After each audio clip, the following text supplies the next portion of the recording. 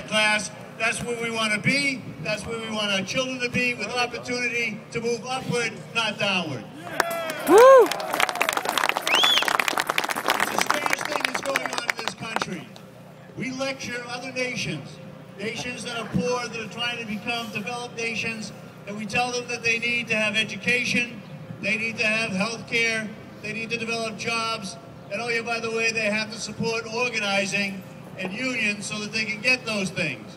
And then we turn around and find community after community in this country pushing back, and in many cases trying to destroy our right to organize and to negotiate.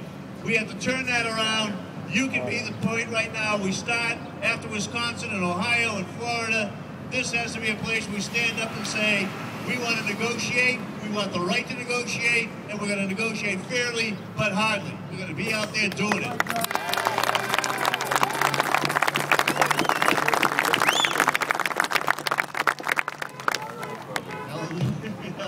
Now we're going to sing.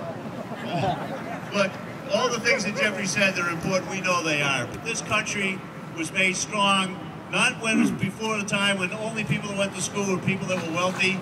They sent their children.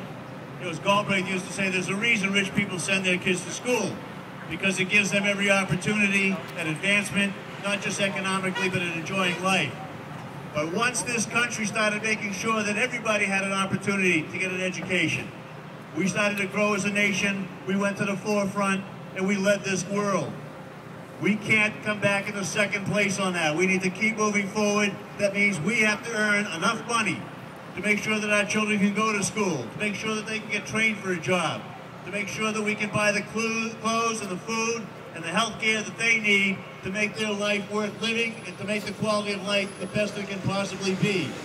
This is all about what's good for us, and whether they know it or not, what's good for the employer. They don't live without customers. We are the customers. We make the products and do the services that let other people be customers, and without that, this country would be stagnating. And right now, it is stagnating because employers are refusing to pay people the due that they have, to give them a decent wage, decent benefits, and to let them go out and move this country forward. I wish you the best of luck in this negotiation.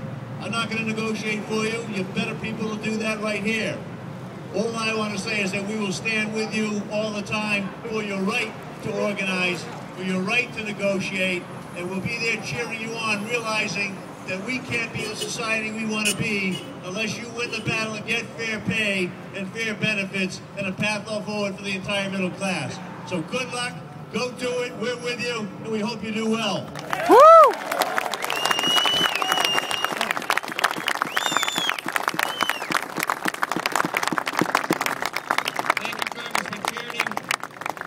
What pisses me off, he gets up and down on this truck faster, easier than I do. These guys shouldn't be so healthy.